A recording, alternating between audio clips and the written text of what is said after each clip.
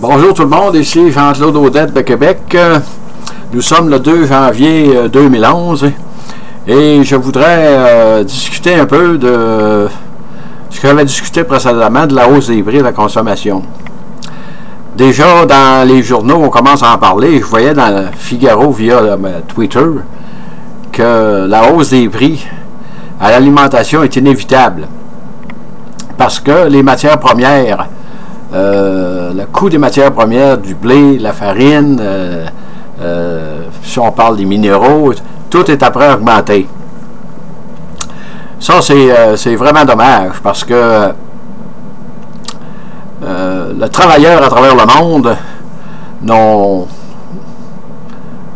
les mois ou les années qui vont venir, n'ont aucune augmentation de leur coût de la vie, même si les salaires augmentent quelque peu, là.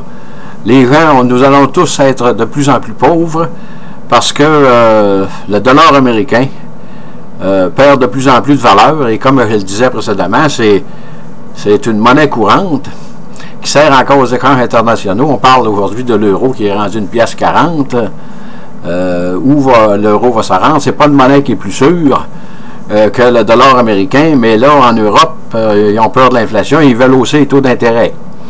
À ce moment-là, aujourd'hui, les marchés sont tellement volatiles, c'est tellement rendu difficile de faire un placement et réussir à faire de l'argent à long terme que tout le monde est très, très nerveux. Et la minute qu'on parle d'une hausse d'intérêt, ben, les gens se préparent, les masses monétaires changent d'une valeur, que ce soit l'euro ou le dollar. Ça se promène comme ça. Mais là, si on regarde ce qui se passe, on a déjà eu beaucoup d'inflation. Les jeunes ne s'en rappellent pas. Mais dans les années 80-82, moi je me souviens que les taux d'intérêt avaient augmenté jusqu'à 20%, imaginez-vous. Moi, dans ce temps-là, je faisais beaucoup d'évaluation pour le prêt hypothécaire d'un banque, que ce soit commercial, résidentiel. Dans ce temps-là, les hypothèques, comme aujourd'hui, il faut que ce soit évalué. Et j'ai même vu pas mal de gens dans cette période qui perdaient leur maison parce qu'ils renouvelaient une hypothèque à 20% quand tu payais, je sais pas, moi dans ce temps-là, c'est 8-9%. Il y avait bien du monde qui n'y arrivait plus. Mais pourquoi est-ce qu'ils ont obligé de faire ça dans 1982? C'est que les banques centrales, quand la masse monétaire devient trop importante, autrement dit, quand le crédit est de plus en plus facile, il se crée de plus en plus d'argent dans le marché. Il y a de plus en plus de pièces qui circulent à travers le monde, et ça cause l'inflation. Qu'est-ce que les banques centrales font pour diminuer la masse monétaire dans le monde? Ils haussent les taux d'intérêt. À ce moment-là, ils prêtent de l'argent. Ils remettent de l'argent sur le marché avec des taux d'intérêt très, très élevés. Ce qui fait que ça rapporte beaucoup d'intérêt dans les banques centrales, mais cet argent-là, qu'est-ce qu'ils font avec? Ils le détruisent. C'est aussi simple que ça. Pour diminuer la masse monétaire, ils haussent les taux d'intérêt. Donc, ceux qui empruntent, il faut qu'ils donnent plus d'argent pour le même, mettons, 1000 $. Puis les banques centrales, ils détruisent cet intérêt-là qu'ils ont reçu. Là, autrement dit, l'argent débarque de la circulation comme ça. Mais en 2011, ceci est impossible.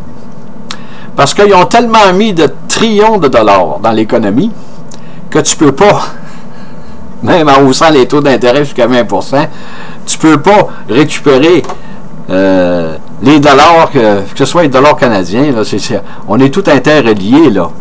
Ils ne peuvent pas récupérer tout cet argent, là. Dans les années 80, là, ça avait duré à peu près 2 ans avant que ça aille au pic, puis ça a rebaissé. Mettons, dans une période de 2 ans, là, ça avait commencé, mettons, à 9%, 10, 11, 12, 13, mettons, jusqu'à 20%, puis là, ça avait redescendu. Mais aujourd'hui, il fallait qu'ils fassent ça pour enlever tous les dollars qui sont en circulation de trop, pour éviter l'inflation. Ben, au lieu d'être 2 ans, peut-être il faudrait que ça serait 20 ans. On ne peut pas imaginer ce que ça représente aujourd'hui. Mais c'est sûr qu'on est dans le cul-de-sac. Qu'est-ce qu'ils vont faire pour contrôler l'inflation? C'est dur à dire. C'est très, très difficile à dire. Est-ce qu'ils vont revenir sur l'or? Si on parle de l'or, tout le monde dit investissez dans l'or. C'est une monnaie, c'est une valeur sûre pour les années à venir. C'est sûr que c'est une valeur sûre, mais il demeure un fait. Il y en a qui parlent que le dollar peut aller peut-être jusqu'à 5 000 $ l'once. Puis il y en a même qui disent qu'il n'y a pas assez d'or dans le monde actuellement pour tout balancer les dollars qui sont en circulation. Il faudrait que l'once d'or vaudrait 1 million de $, imaginez-vous. 1 million de $ pour un once d'or pour essayer de balancer là, tout l'argent qui est en circulation, pour la balancer pour la coter avec de l'or comme c'était avant. Fait qu'on voit que c'est une impossibilité.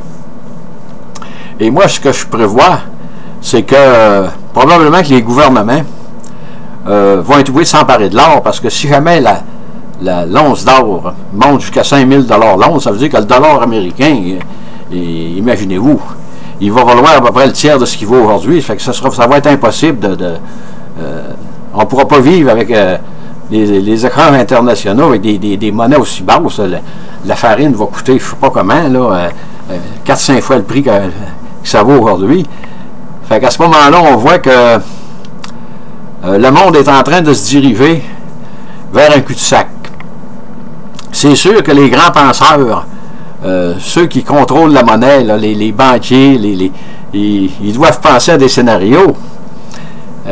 Comment faire pour enrayer l'inflation si on s'en vient dans une période d'hyperinflation? Là, ça ressemble à ça. Là. Ça ressemble au début de ça. Qu'est-ce qu'ils vont faire? C'est très, très difficile à prédire. Mais on n'a rien pour rien. Le dicton dit qu'on n'a rien pour rien est tout vrai. Et quand l'argent ne coûte pas cher, on voit ce que ça donne. Tout le monde a emprunté de l'argent, tout le monde a essayé de s'enrichir, tout le monde achetait des condos, puis ça doublait, ça montait de peut-être 5-10% dans l'espace de 3-4 mois. À ce moment-là, il y en a qui ont fait un peu d'argent, mais malheureusement, il n'y a pas grand monde qui ont réussi à se mettre millionnaire avec ça. Fait que sur ce, je vous laisse avec ces paroles, et je vous dis bonjour, bonne journée, et à la prochaine. Et merci.